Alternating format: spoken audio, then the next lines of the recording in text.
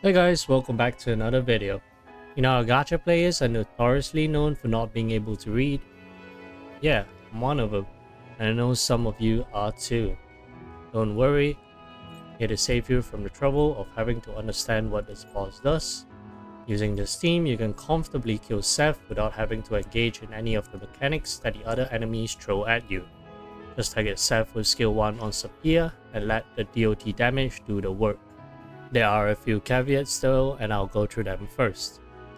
Firstly, of course, you need Sapir. A big part of why this strategy is possible is due to the enemy's lack of damage over time reduction.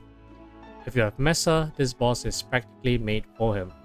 Secondly, this composition relies heavily on Soi's gun for verse generation. With that being said, you'll need Mesa's synergy at rank 17 to pull this off. If you do not have him at rank 17, it might be a bit more of a struggle. However, you can probably get by if you have an A6 Sapir. Soi is an integral part of the team due to extra HP he provides. Seth can tend to hit very hard with crits, and at abnormalities 45, you'll have to sacrifice defense or HP in the battle effects. Lastly, you'll constantly be at the mercy of RNG. While the strategy is simple, using Mona and Soi to survive, once in a while you'll be hit with a very nasty crit from Seth, ending the run early. Don't let that deter you from your clear though. Personally, it took me about 1.5 hours as Wonder kept getting killed by straight crits. Now let's go through the battle effects and possible settings you can change depending on your setup and power level. The battle effects that affect the enemy's mechanics are non-negotiable and have to be set as such for optimal performance. This is especially true for the very first battle effect for Isis. If you have that at Berserk, you'll be having a very rough time killing Seth if you do not have enough DOT damage. This is because she will provide a buff every 2 turns instead of 4 to Seth, which essentially revives him when he is at a very low HP. This also makes killing Isis in the second part a lot less annoying. While Anubis instant kill may be a concern, I've never died to the instant kill effect throughout my 2 hours of testing. Ops drain is also not an issue for DOT damage, as we can bypass it. If you're worried about the effects persisting in the second phase, don't worry. After killing Seth in phase 1, all 4 shadows will automatically die, spawning Isis and Horus instead. The battle effects that you'll be changing will be these ones here. If you find the enemy doing too much damage, you might want to bring the attack down. You can then compensate by reducing your own attack. Our attack does not matter too much as most of our damage is from DOT, reaching upwards to 100k damage. This easily allows you to ignore the obscene amount of healing Isis can provide each turn. Secondly, if you find that your healing is lacking, you can perhaps remove the reduced healing and opt for more attack for the enemy, or maybe reduce your HP even further.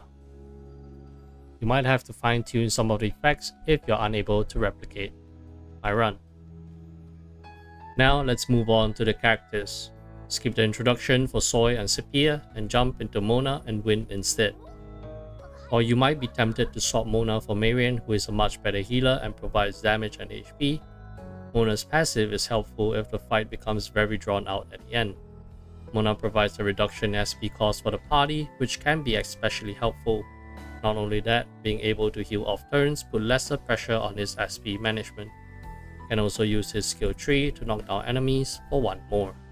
As for Wind, she's helpful here for increasing all-out attack damage and 1 more. When approaching the end of the fight, you'll eventually be left with Isis and Horus, which you can both knock down and initiate all-out attacks.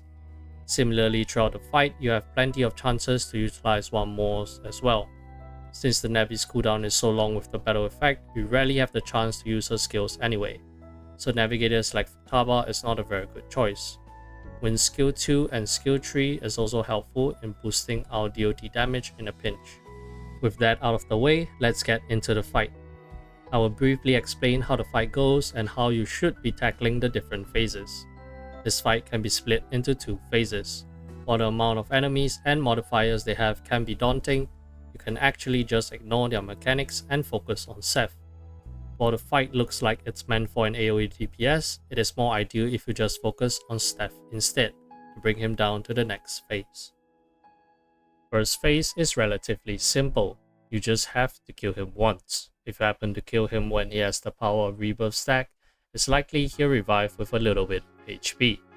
Don't worry, just take another turn to finish him off, you should have plenty to spare. It's important to teach Pazuzu Argidine so he can inflict burn, further increasing our DOT damage. Make sure to cast Argidine to inflict burn every 2 turns. Soy will alternate between his gun and skill tree, providing a steady source of burst stacks for Sapia every other turn. Mona will alternate between skill 1 and skill 3 to generate chivalry stacks, as well as knock down enemies.